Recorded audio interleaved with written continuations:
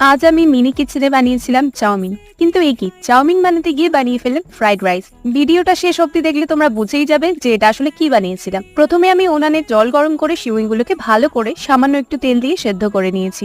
যেহেতু আমি egg chowmein বানাচ্ছি, তার জন্য আমি কোয়েল পাখির একটা ডিমকে ভালো করে ফেটে নিয়ে প্যানের মধ্যে তেল দিয়ে ভুজিয়া করে নিয়েছি। ভুজিয়াটা হয়ে গেলে আমি একটা প্লেটে নামিয়ে নিয়েছি।